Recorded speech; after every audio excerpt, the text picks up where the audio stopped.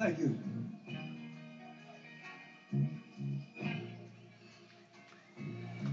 This is a man's world. Wow. This is a man's world. Ah. But it would be nothing, nothing, nothing.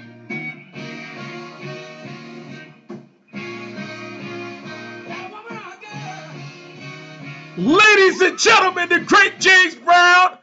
I wanted to start it off right, ladies and gentlemen, tonight. We got a great topic, folks, tonight. Very dear to my heart. It's about mental illness in the household and how it's take a hold on someone's life for a lifetime in every shape, form, or fashion, folks. Mental illness. We gonna talk about it tonight here on YouTube TV and Facebook Live. Let's go.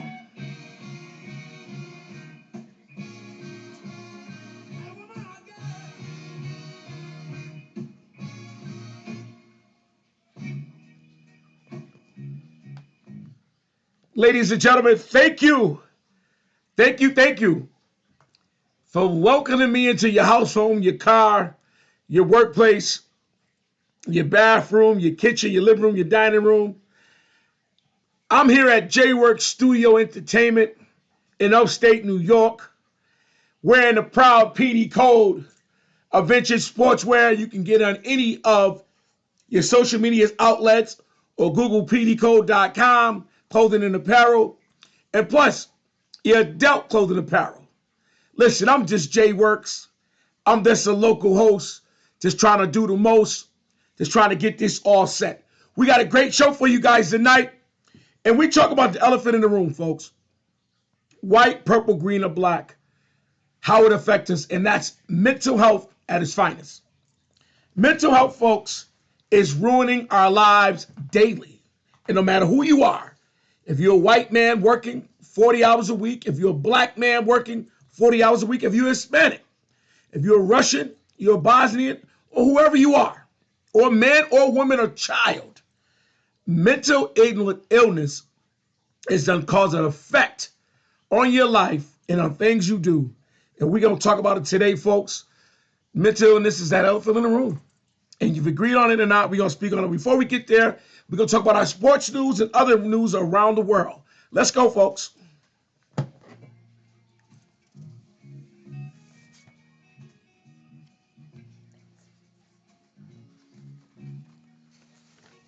Man thinks about a little bit of baby girl. And a baby. That music never gets too old for me, folks. I love James Brown. I love the genre of that music that I was raised on and that my parents is put upon me. And I love hearing it sometimes. And James Brown, a man's world, he summed it up. But without a woman or a girl, it ain't no happiness, it ain't no love. He was correct, James Brown. We're going to get into the sports news. The power index, folks, talking about the NBA, which is the biggest thing that's going on for us males and us women who are sports fanatics. I'm telling you, the NBA is heating up 2 weeks after the All-Star break, and the sports power index got the top 5 teams. And we're going to go like this. Your Cleveland Cavaliers, 50-10. They 2-2, I guess, the Boston Celtics allegedly. They bust in the East. They're whooping on the West. They're the best team in the league. Second best team, Oklahoma Thunder. They are 50-11. Whooping up on the East as well, whooping up on the West. Anybody that comes to them, they bust them. So they rank second in all teams in the NBA. And they got the Los Angeles Lakers in the power index, folks. The Lakers.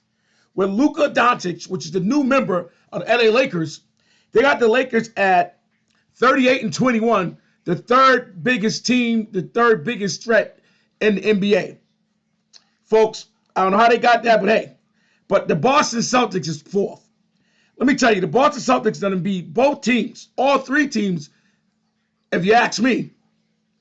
beat them once or twice in the West and in the East, plus the Knicks as well, and they got them at 4, at 43-18.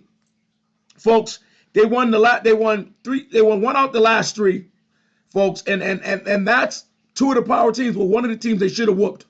Cleveland, they should have had them for a 3rd win, but they didn't. Woulda, couldas don't count. And that's what's going to Power Index. And the 5th team is your New York Knickerbockers at 40-20. The New York at the last 3 out of the last 5, they have won. But I don't see where they're the top 5. But that's the Power Index, and that's up for you to choose. And hey, if those are your teams, so be it. If not, your team's got to work into the power. Okay, folks. In other news, world news, we're going to get right to it. Your president, Donald Trump, Donald J. Trump, folks, he's at it again. And, folks, let me tell you something. We seen it when he embarked on firing all the federal workers, squeezing out all the federal programs, and then he invited Ukraine's President Zelensky to the Oval Office. And I tell you, folks, it was extravaganza. It was a punking, if you ask me, allegedly. He bullied this man by words. Him and the Vice President Vance, they went in. As this guy was begging, pleading. If you ask me, he was doing some other things. Can't say it on these networks, but it was a horror show for this guy. And Donald Trump said, allegedly, 3 or 4 times, you're tinkling with World War III. The man ain't tinkling with none of that. He's trying to protect his people. He's trying to protect his rights. He's trying to protect his country from Russia not invading in Crimea and other places. Donald Trump bullied President Zelensky, Ukrainian president, this past weekend, folks. It was extravaganza to see. Hopefully, they get the peace talks going on. But President Zelensky said, and I quote, I came to the Oval Office to make a deal, to try to get some peace for my people.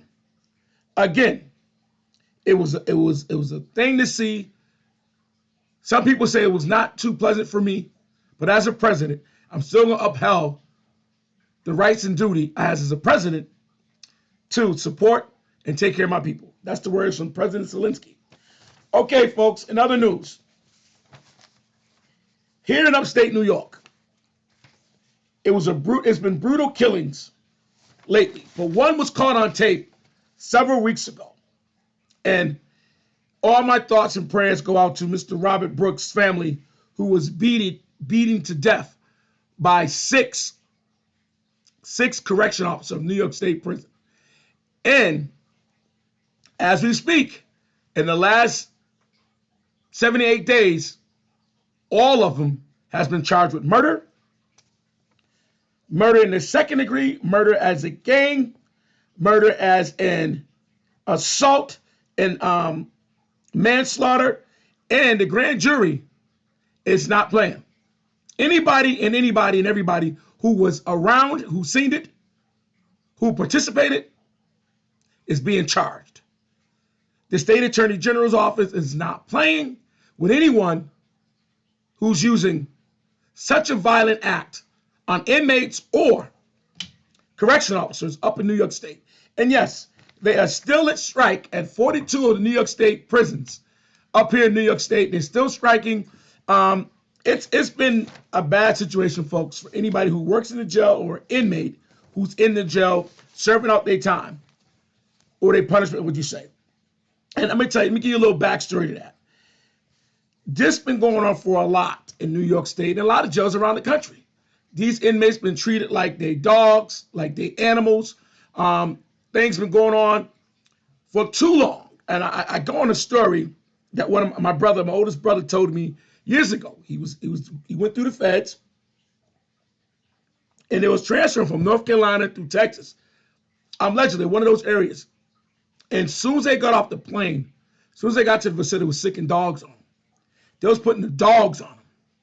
And this story was heard around the world. It's back in the late 90s, late 90s, 2000. And my brother was terrified of it. He said, man, they putting dogs on people. They are not playing. And it's in the feds. And other things is happening in these jails, especially down south, out west. Some folks say, you got some correction officers say, hey, listen, the inmates are running the asylum. The inmates have got drugs. They batter and abusing other inmates. They're targeting people. They're targeting us. And the other side of that is inmates saying, listen, these dudes are treating us as racist. There's racism going up in here. Is we can't eat. We ain't getting the right medicine. We're not taken care of. You know, it's things that it's unhumane to live here. So both sides have a great point. But here's the thing up in New York State. They've been really shuffling with trying to get things right, feasible for both sides, for both of them to work and live in a workspace where things can be healthy and feasible and safe, definitely for the correctional officers and definitely for the inmates who are serving up their time. So it was a law they put in. It's been enacted. It's called the HOPE Act. It was passed in 2022 by the legislature, and the majority, it passed through the majority, through the House and the Senate. Now, what the HOPE Act does is help with solitary confinement. And in the norm, through history, solitary confinement is 1 hour a day, TV, shower, walk around, and you're back in your cell for 23 hours. The HOPE Act prevents that. It gives you 4 hours. You could come out, TV, iPad, stretch, shower, things that you need to do from being in a room 20 hours locked down. It helps that. But the COs are saying that's an unsafe rule. They need to repeal that. It's unsafe for the COs. Now listen, folks, me, myself, applied to be a correctional officer in New York State. So have you, and there's situations going on. At this moment, I'm not a correctional officer. As situations are unfolding, the strike, some child support issues, of course, and health issues as well. I can't do my duties up there in no jail, and who want to with all the things that's going on. But that's another story.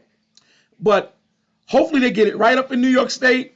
You got families been complaining for years about their sons, their husbands, their nephews, their nieces, and they need help. They need help real bad. I mean, it's brutal murders going on as you speak, and it's been rioting in the last three, four, several nights. The inmates are really going wild. So, folks, let's hope and pray that situation gets taken care of and people seek the right treatment and the right help. And definitely, we don't want the correctional officers working 24-hour shifts because that's not healthy for nobody or feasible. And we want them to also get treated like they in their workplace, in a great working environment. All right, folks. In other news, we're going to land up on the story of the day, which is what we came to talk about here on this podcast today. Mental illness. Mental illness affects each one of us. 1 of 5 of us right now today at each household, 2 of 5 has mental illness. I believe in that. I have seen it. I heard it. I felt it in my own home. I deal with it daily. The people I deal with, and again, the people I'm around.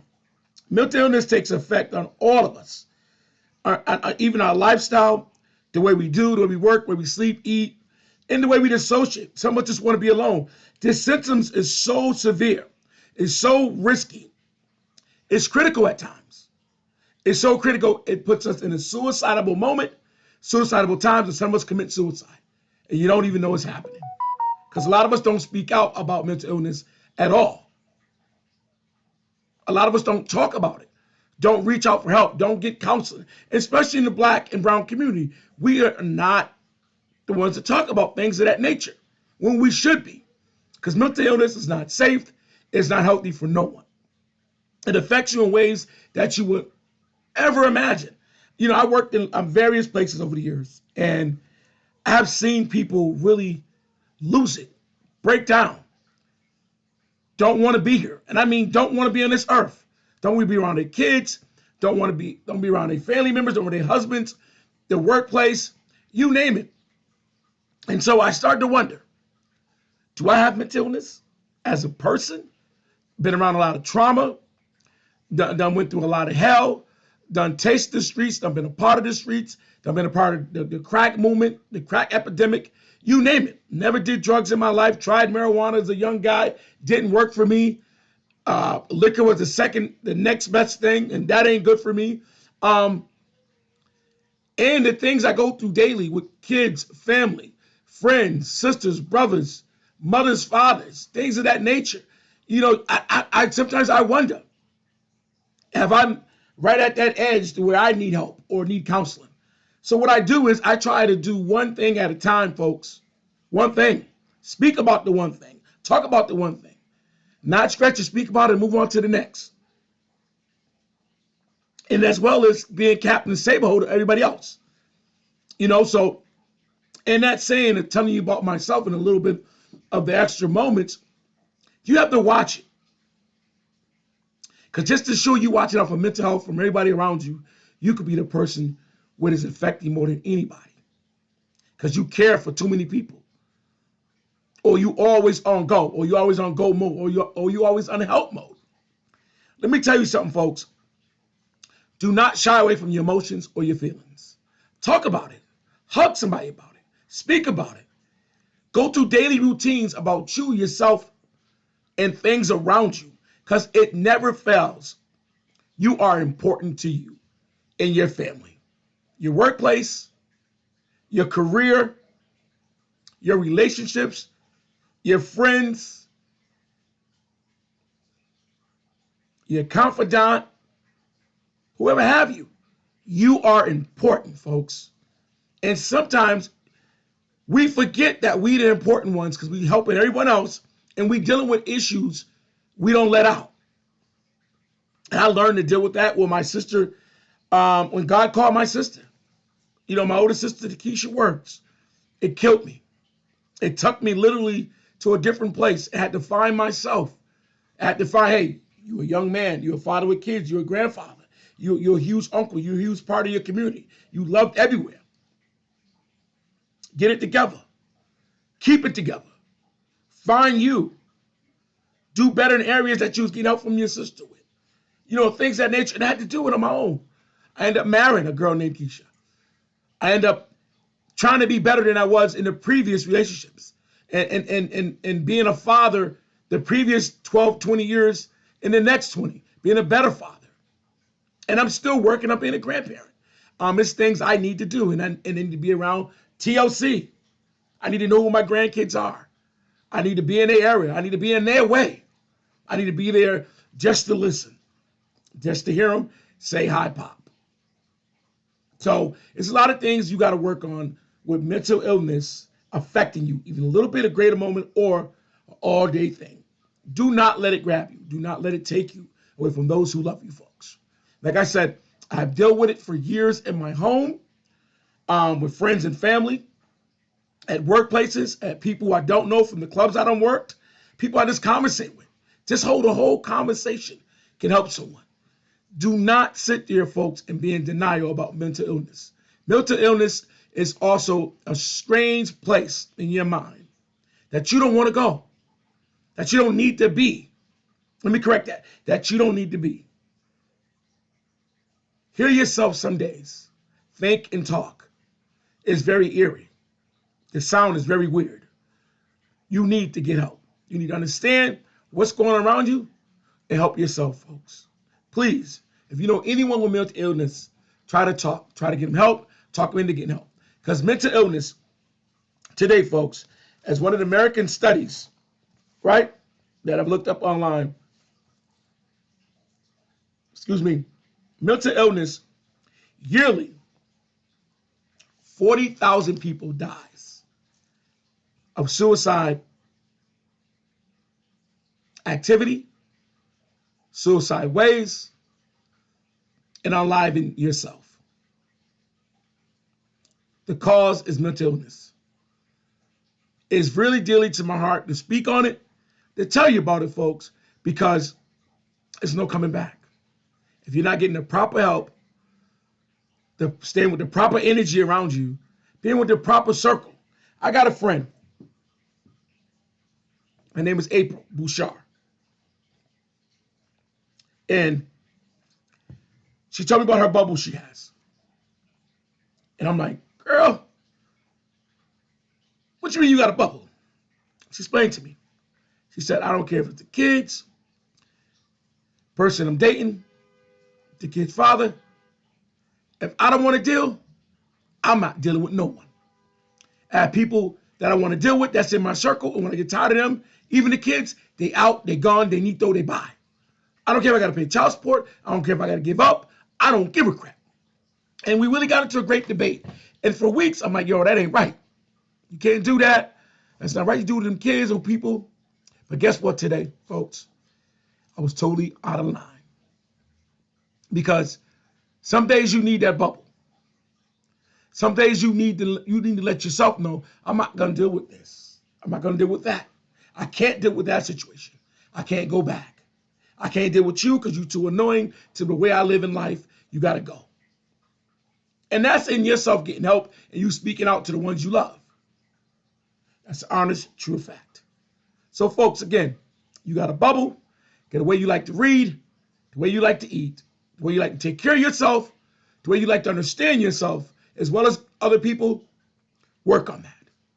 That's the way you deal with some parts of mental illness to get through your day. So, America, I hope I can be of grave help to telling you whatever's bothering you, whatever's looming you, whatever's affecting you daily, that you haven't told no one, go get help right now, as you speak. We don't need no mishaps or no misunderstandings when it comes to you and yourself and your family. You need to know taking care of you is better than anything in this world. Because without you, there's no children, there's no family situations, there's no doing the great things you want to do or saying things that you want to say, good or bad or indifferent. We don't need no one else from this moment unaliving themselves because of mental illness. We need no one else around us thinking of mental and physical thoughts about anyone else or themselves or harming themselves. And remember, folks, the percentages are rare. It's almost 85 to 90% when a person has mental illness and thinking of suicide, they're not going to tell you. They're not going to tell you they're going to do it. When a person's reaching out, it's almost 65% of the time they're reaching out for help. And those numbers are great and they're alarming, but you have to understand where that's coming from. You have to want to be the ones that understand a folk or persons or your child or your loved one when they said, I can't be here. I can't do this. Work with them, talk with them, get them help. Do not try to convince them they're wrong. Because in their head, they are definitely right and they're tired of something. And it could be you at the moment. Don't put fuel to the fire. Walk away. Take a walk. Have a different conversation tomorrow. Because the conversation today will not be likely when you're dealing with mental illness. And if it's you yourself, folks, give me a chance to let you know this. Please go seek help. No matter what you talk about, no matter what it is and how you feeling today and right now, if you're dealing with mental illness in the way you want to harm yourself, unalive yourself, or anyone around you, or you just don't want to be here on this earth, please go talk to someone, a professional, or someone you know, someone you love, someone who's going to listen. You don't need no rebuttalness. You need honesty and love and TOC without a voice, without action. Just listen to a point of view to want to drive this stick to be fog, to be humidifying, to be a clear view to you living on this earth. Not a foggy driven night, not a dark night, not a lone night, a night where you can still be around everybody else and appreciate you. So, America, God bless you and deal with mental illness as you see it.